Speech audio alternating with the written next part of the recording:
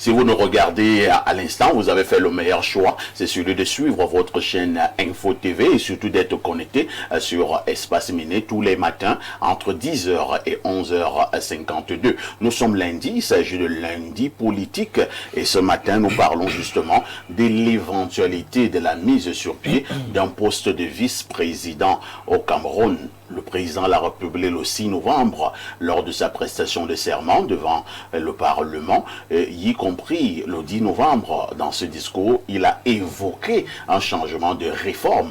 Il a évoqué donc des réformes. Je vous l'ai dit, il a évoqué des réformes sur le plan politique au Cameroun. Et ce matin, nous essayons de voir si, au niveau de ces réformes, il est possible que nous ayons un poste de vice-président. Et si ce poste intervenait, Aimé Cyprien Olinga, est-il si important pour l'heure? Vous savez, le Cameroun est un pays qui est à cheval entre deux aires culturelles. C'est-à-dire que nous avons une partie de notre territoire qui est dite anglophone. Oui. Et une autre partie francophone. Tout à fait. Et de ce point de vue, le Front démocratique révolutionnaire, mon parti, a toujours souhaité que dans cette politique de refondation que nous préconisons justement, que notre pays ait un poste de vice-président de la République. D'ailleurs, il y a plusieurs raisons qui militent en faveur de la création de ce poste. Et il me souvient même déjà que j'ai eu à le proposer au président de la République et à son équipe. Ça fait pratiquement 18 ans. Je me rappelle, je crois, 2009,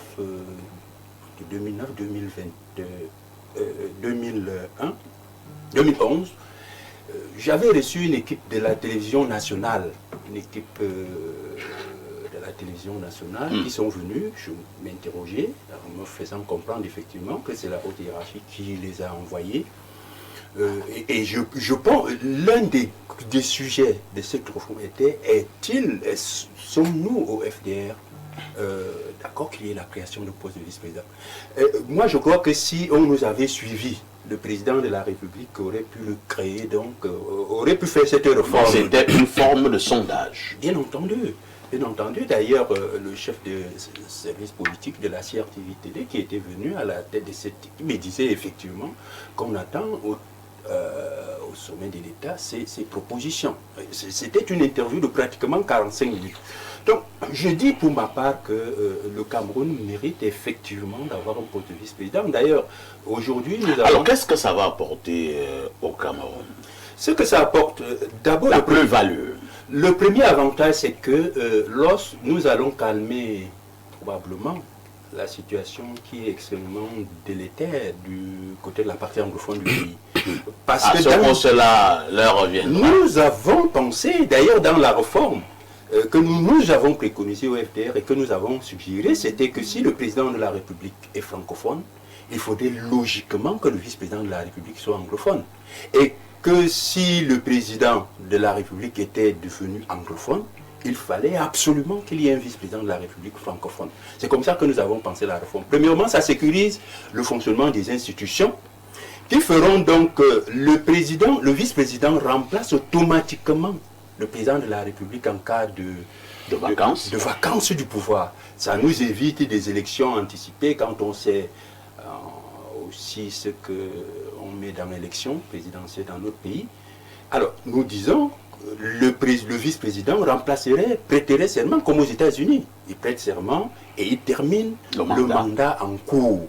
Donc, ça sécurise les institutions, ça donne une lisibilité par rapport justement à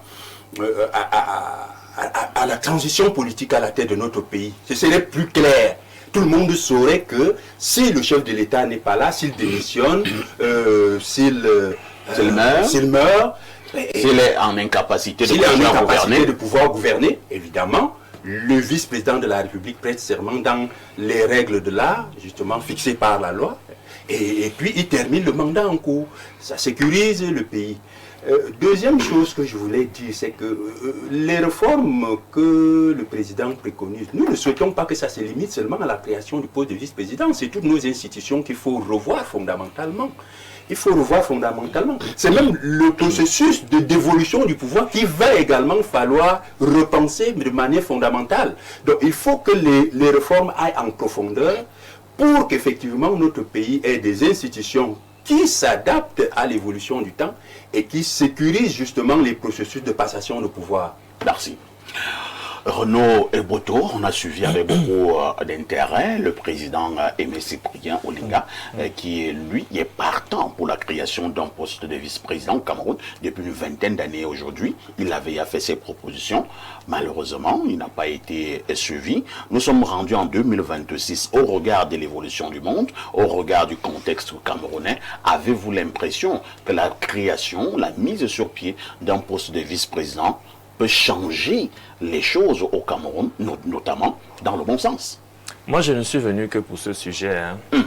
Je suis un sujet qui vous tient à cœur. Oui, je suis complètement d'accord avec M. Olinga. La création d'un poste de vice-président au Cameroun à l'heure actuelle est une nécessité. Mais là où je ne suis pas d'accord avec Cyprien Olinga, c'est que il n'y a pas deux aires culturelles au Cameroun, francophone, anglophone. Ce n'est pas vrai. Francophone, anglophone, ce sont les stigmates de la colonisation. Et ce n'est qu'au début des années 1900 que ces deux colons sont arrivés au Cameroun. À la fin des années 1800, on avait un autre colon qui était l'Allemagne. Donc il ne faudrait pas que l'on fasse comme si le Cameroun n'a débuté que dans les années 1900. Avant 1900, le Cameroun existait et les Camerounais vivaient. Je reviens sur la question du jour donc. Nécessité pourquoi? Au vu de l'âge avancé de notre président de la République. Il faut le dire, le président est assez âgé. Et donc, d'avoir un vice-président qui serait un peu plus alerte, un peu plus vigoureux, ça rassurerait tout le monde. Notamment est-ce sur que le Premier ministre, chef du gouvernement, ne peut pas jouer ce rôle? Non, il ne peut pas. Pourquoi? Parce que justement, c'était le deuxième point sur lequel je voulais embrayer. Il y avait comme un problème au niveau de l'exercice même du pouvoir inhérent à cette délégation de pouvoir au SGPR, délégation de signature au SGPR. C'est-à-dire qu'il y a des gens qui estimaient que le poste de SGPR titulaire dans cette délégation de signature posait problème et ne rentrait pas effectivement dans la constitution du Cameroun. C'était pas prévu dans la constitution que le SGPR assume des fonctions aussi exorbitantes. Donc, avec un poste de vice-président, on rentre complètement dans la constitution de 1961. Je parle là sous le contrôle d'un juriste. On revient donc à la constitution de 1961 qui prévoit donc un poste de vice-président. Et ce ne serait pas la première fois que le Cameroun fasse un rétropédalage, parce que vous savez que nous étions d'abord avec les provinces, nous sommes rentrés aux régions, donc de revenir à un poste de vice-président. À part, disons, la terminologie qui a changé, on a aussi mis les conseils régionaux fondamentalement. Qu'est-ce qui a changé? Que nous soyons partis des provinces à régions. Non, c'est la vision même de la décentralisation qui change complètement. Mais une décentralisation qui n'est pas agissante. Elle va à son rythme. Donc je disais tantôt que...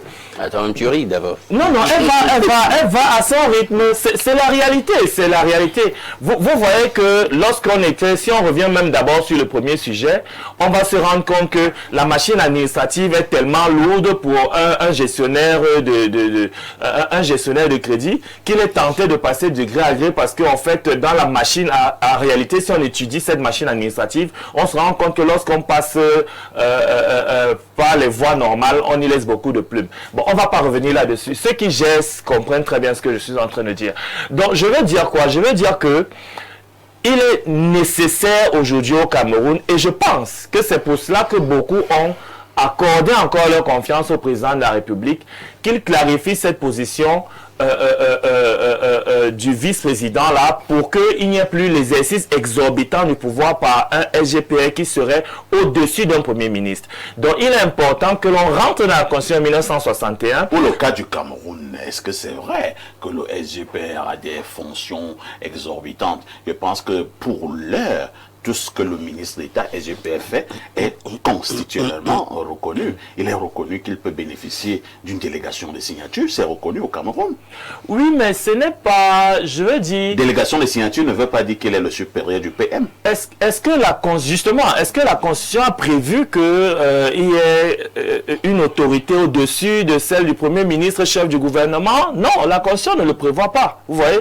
Donc, il a des prérogatives, justement, que lui confère cette délégation de signature qui n'est pas constitutionnellement, qui gêne. C'est-à-dire que ça gêne Est-ce que le Premier ministre, chef du gouvernement, a pris une décision en âme et conscience, selon les règles mises les règles existantes, et le SGPR a annulé?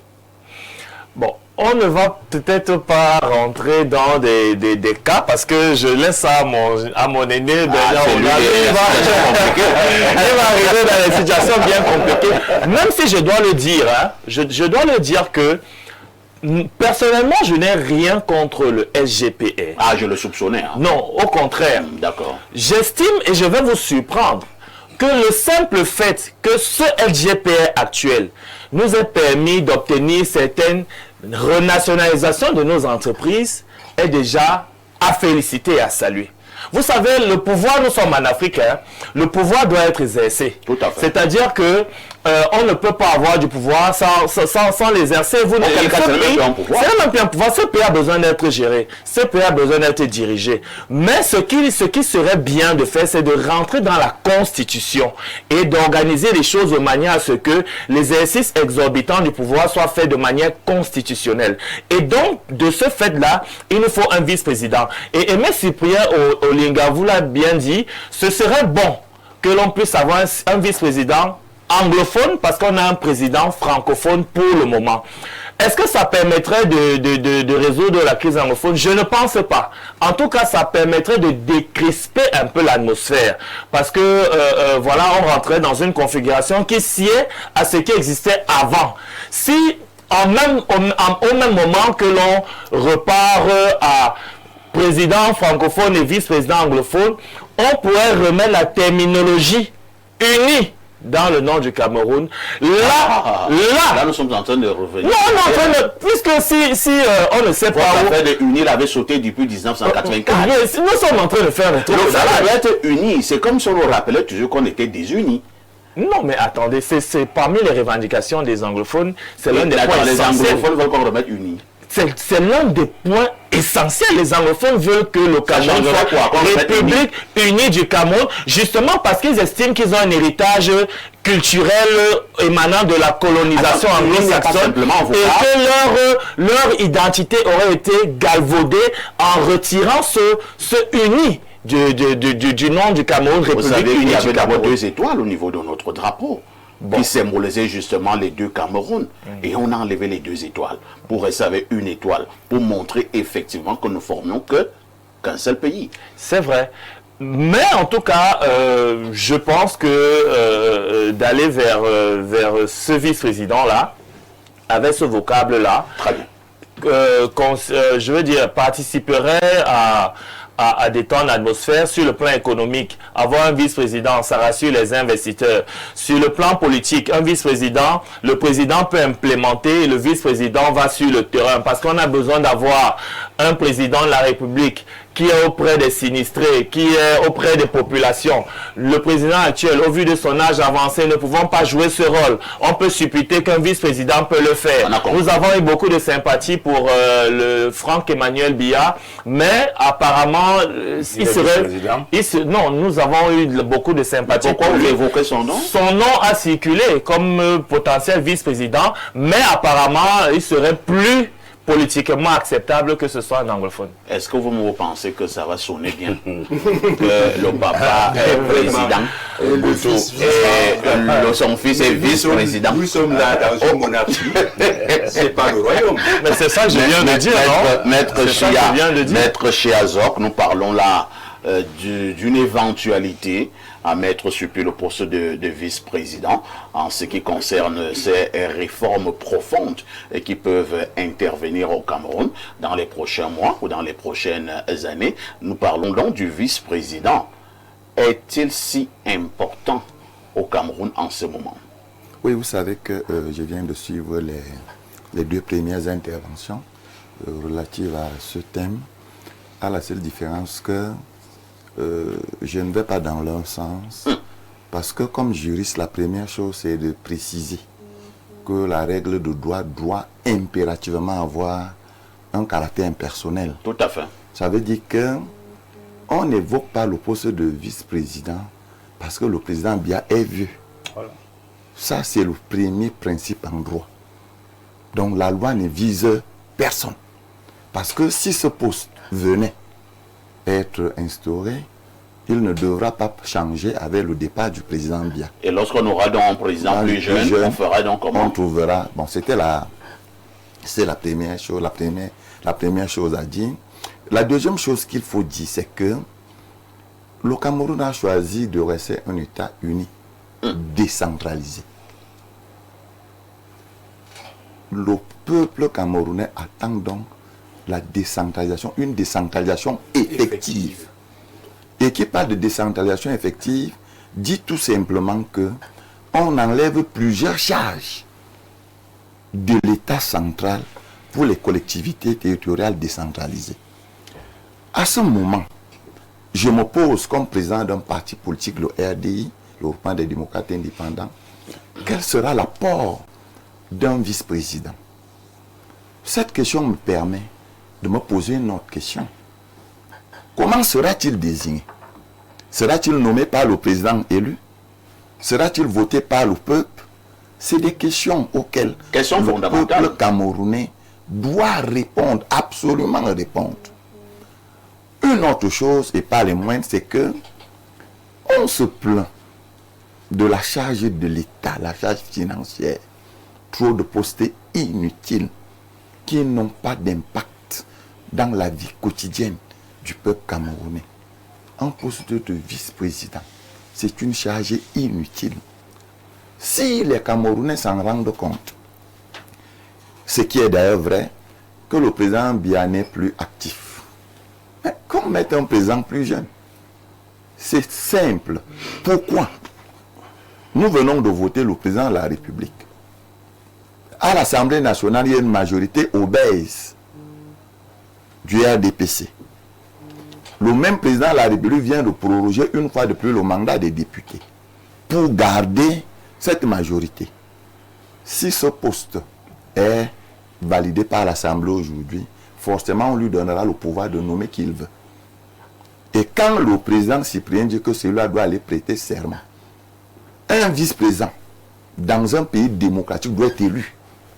Je suis d'accord, et c'est pour ça, je vous coupe pas. C'est pour cette raison que je disais tantôt que à côté de la création de ce poste de vice-président, il faut des réformes en profondeur justement pour établir quelles sont les attributions des uns et des autres et tenir compte naturellement quel est le processus qui permet à terme justement la désignation de ce S par logiquement dans l'esprit du FDR, c'est que les prochaines élections devraient avoir lieu avec un tandem, c'est-à-dire comme aux États-Unis, le président et son vice-président. C'est logique, c'est pour ça que j'ai parlé de réforme en profondeur. Si on dit donc maintenant que le poste de vice-président doit entrer en vigueur au Cameroun dans un an, qu'est-ce qu'on fait? Non, mais on peut toujours le voter? Il y a des mesures transitoires, même dans les lois. Il a parlé tout à l'heure de la majorité astronomique du RDPC. Mais on peut de manière mettre en place des règles transitoires. Des règles transitoires pour qu'effectivement, parce que comme je dis, il faut absolument aussi une nouvelle constitution. Ça c'est logique. Ça va de pair. Que si on introduit le poste de vice-président, il va falloir faire des réformes en profondeur, il va falloir revoir la constitution. Et moi je suis d'accord, effectivement. D'ailleurs, il y a un processus de découpage administratif qui est annoncé. Donc cela rentre dans l'implémentation d'un meilleur maillage de la décentralisation. Et moi je continue de dire, on peut créer le poste de vice-président et supprimer naturellement 10, 15, 20 postes de ministres délégués inutilement et qui sont là. Pour certains sont morts depuis, on les a pas remplacés. Ça n'a rien changé. Ça n'a rien changé. Donc on peut créer, on doit créer le poste de vice-président et supprimer peut-être 15 postes de ministres. Merci. Raymond Chia va chuter pour que quelqu'un ne prenne la parole. Tout en tenant compte de ce que Cyprien a pris. Vous avez une précision qu'il fallait faire pour qu'on ne donne pas l'impression. Allons-y, maître. Oui, d'accord. Je voudrais dire que j'ai aussi suivi M. Eboto dit qu'il a abondé un peu plus dans le sens de SIGPR et autres. Je voudrais dire que nous sommes dans un état de droit. Notre constitution précise quelles sont les attributions du Premier ministre. Tout à fait. Et dans les attributions du Premier ministre, il n'y a aucun volet qui revient à un SGPR. Le problème au Cameroun est un problème de gouvernance, d'une mauvaise gouvernance, où les gens, chacun en ce qui le concerne, quitte dans le canal qui lui est précis par la Constitution, par la loi, pour se retrouver là où il ne doit pas être. Le problème du Cameroun n'est pas un problème de vice-président. Si on met un vice-président au Cameroun, avec le président Biya, qui a délégué les pouvoirs, avec un président du Sénat qui est absent à vie, avec un président de l'Assemblée nationale qui est absent à vie, avec les institutions dans cette configuration, rien ne changera. Le problème du Cameroun tourne autour d'une seule personne, le président Paul Biya. C'est lui qui implémente, c'est lui qui donne la vitesse. Quand il freine, tout le pays s'arrête. Quand il accélère, le pays avance. Ajoutez n'importe qui, même vous-même, M. Boto, si on vous met vice-président aux côtés du président Biya, vous n'irez nulle part. C'est pour cette raison que j'ai dit tout à l'heure que si on pense que le poste de vice-président peut régler les problèmes de gouvernance au Cameroun, c'est faux. Avec le président Biya, il n'y aura ni action, ni rupture. Parce que pour chuter, les clés du Conseil supérieur du contrôle supérieur de l'État sont sur la table du président Biya. Les clés de la CONAC, c'est sur son bureau, sa table. Le TCS, c'est sur sa table. Ça veut dire que c'est lui qui est le juge de l'opportunité de l'action. Il décide de ce qu'on doit faire dans ce pays. Les clés du TCS sont sur sa table. Oui. Et c'est tous les dossiers de détournement des deniers publics et autres sont connus au TCS. C'est lui qui décide de ce qui passe là-bas. C'est le procureur? Non, attendez. Tout le monde le sait. L'expropriation est perdue. Tout le monde. C'est écrit où? C'est écrit nulle part. C'est dans la pratique. Ah, c'est vous qui parlez de conscience. C'est moi. Vous êtes juriste, hein? Oui, justement. C'est le juriste qui parle. C'est moi qui parle. Je vous dis donc que... Je vous rappelle que vous êtes juriste. D'accord. Quand le contrôle supérieur de l'État fait un travail qui apprécie pour que ça aille dans les juridictions, que ça aille passer le président de la République. Quand la CONAC fait son travail, les rapports sont adressés à qui? Au président de la République. Toutes ces institutions qui sont chargées du suivi, de la gestion de l'État, ont pour maître le président de la République. Et ça, la Constitution le reconnaît. À la seule différence que ceux qui pensent qu'un vice-président peut venir faire bouger le président Biya perdent leur temps. Le président Biya est incontournable. On ne le bouge pas. Merci. Bernard Orona, nous sommes dans une problématique un peu compliquée ce matin, mais très pertinente lorsque nous parlons des réformes de l'État, réformes à venir. On a un aspect, si jamais nous sommes d'accord qu'une vice-présidence puisse avoir droit de citer, quel sera le mode d'accès? Est-ce une nomination encore? C'est-à-dire que c'est le président lui-même qui nomme encore son vice-président, ou alors, pour certains, pour un peu plus de lucidité et de démocratie, il faudra aller au vote. Effectivement, le mieux c'est de voter un vice-président, certainement pendant l'élection présidentielle. On fait, comme le président du FDR l'a dit, un tandem. On le voit aux États-Unis, on le voit au Nigeria, on le voit ailleurs. Nous, on ne va pas inventer la roue. Je crois qu'il y a quelque chose dans ce débat qui m'amuse beaucoup. C'est pas qu'est-ce qu'on va mettre, quel est le contenu qu'on va mettre dans cette fonction de vice-président?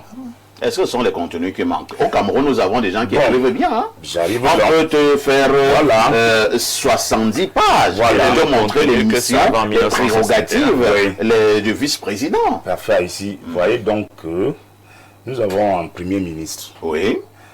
qui également a des prérogatives bien connues. Tout à fait. Quelqu'un respecte ça? Bien sûr. Où? Est-ce que le Premier ministre a nommé quelqu'un et tu as vu une autre personnalité dans ces pays venir ici, annuler ce que le Premier ministre a dit? Le Premier ministre... Non, il faut répondre d'abord à cette question. Non, le Premier ministre n'a pas pris de décision et que cela a été contrarié. Maintenant, s'il le prend, donc par la faute est qui? Le Premier ministre, là, vous ne pouvez pas savoir combien il souffre. Il souffre parce il t'a dit qu'il souffrait? Oui, personne ne le respecte. Je vous dis que j'ai assisté. Il ne démissionne pas. J'ai assisté aux cérémonies. J'ai assisté aux cérémonies où certains ministres arrivaient après le Premier ministre. Ici au Cameroun? Ici à Yaoundé, au palais de congrès, par exemple, j'ai assisté à des cérémonies comme ça. Moi, à chaque fois que le Premier ministre convoque, chaque jeudi, le dernier jeudi du mois, je n'ai jamais vu un ministre qui arrive. Là, c'est dans ses locaux. Ah bon? Oui, ça, on le respecte dans ses locaux. Non, de ses locaux, le protocole là-bas, parfois ici, donc le ministre arrive, on les installe. Et après, on va prendre le Premier ministre qui vient présider le cabinet. Pourquoi vous voulez montrer dans ce pays que le Premier ministre n'a pas de pouvoir? Vous m'avez posé une question. Je suis en train de vous dire quelque chose qui est pertinent. Vous pouvez créer un poste de vice-président.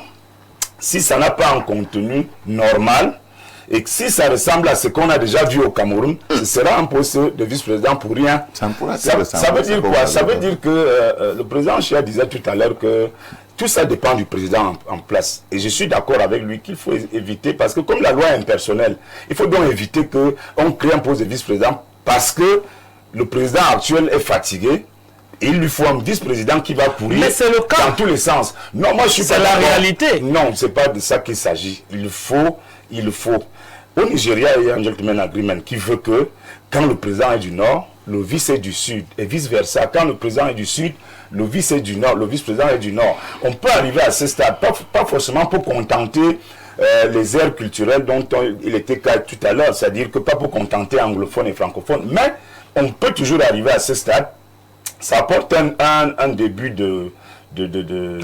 d'apaisement entre les deux communautés linguistiques. Donc ici, dans notre pays, il est bien de créer un poste de vice-président, mais je vous assure qu'il faut d'abord commencer à donner de la valeur, de l'importance, à magnifier les postes même qui existent déjà. Voyez-vous, papa, ici, la loi dit que le président de la République constitue un gouvernement après consultation du Premier ministre.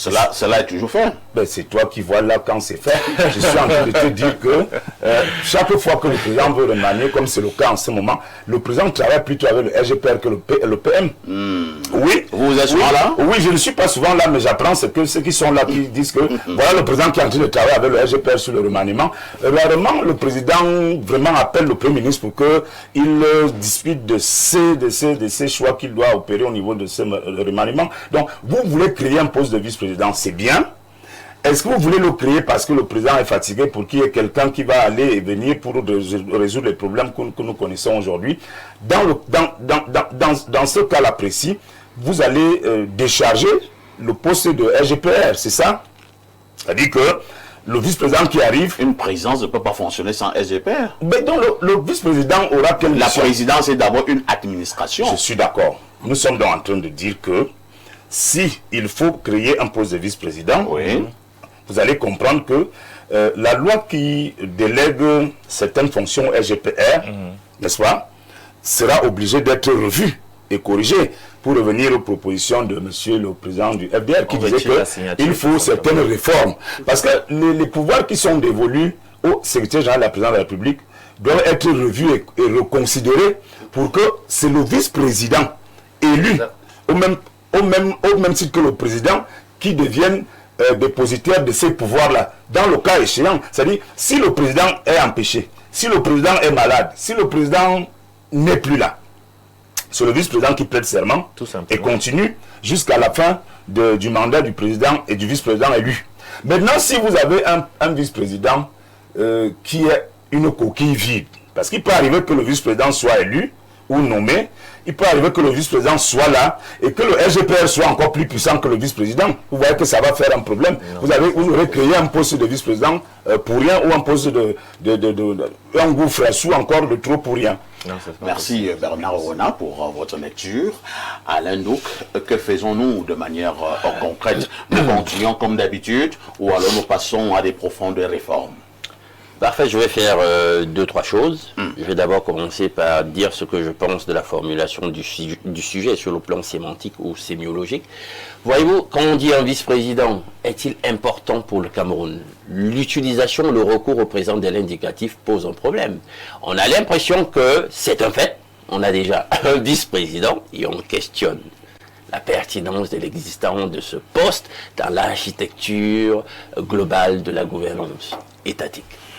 Maintenant, ce qui nous intéresse dans le cadre de cette émission, c'est questionner la possibilité d'avoir un vice-président et les enjeux autour de cette possibilité, sa pertinence.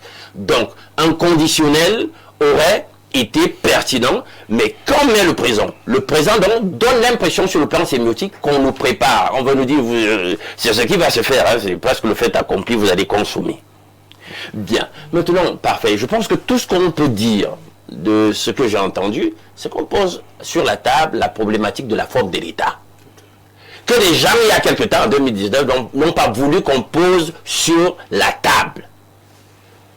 Et Boto, je serais ravi qu'on revienne aux fondamentaux de 61, comme tu le commentais avec Parfait et tout.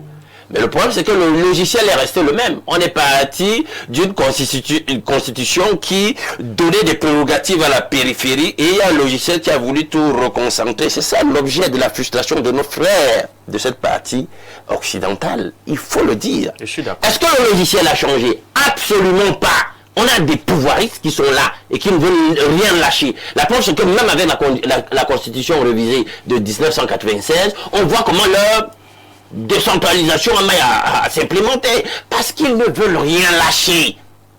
Alors là, notre frère Zoc le disait tout à l'heure, c'est très important. Il ne faut pas faire des choses conjoncturellement, créant des problèmes qui auront des difficultés à se résoudre encore par la suite. Parce que c'est en ce sens donc que la loi doit être impersonnelle. Mais conjoncturellement parlant maintenant, on a un président, il faut le dire, regardons comment la gouvernance se passe.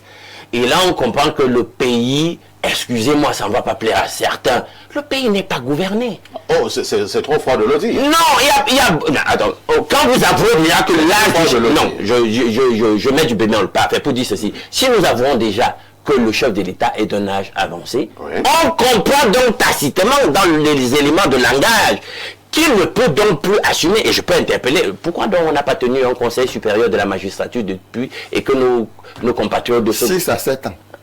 Hein?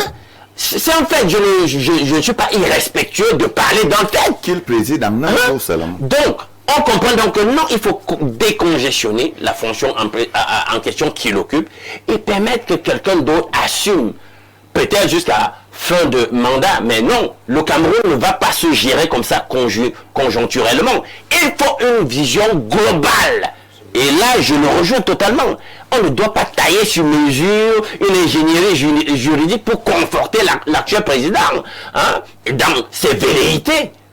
Parce que justement, moi, vous le savez, je l'ai toujours dit, si ça ne tenait qu'à moi, il n'aurait pas postulé pour un nouveau mandat. Mais c'est le cas. Il aurait... Voilà. Donc, il travaille. Il travaille, donc c'est ça le problème. Il doit travailler. C'est ça le problème. Il voulait que quelqu'un travaille donc. Ton sujet, pourquoi ton sujet est intéressant? Hyper intéressant. Je vais te dire pourquoi.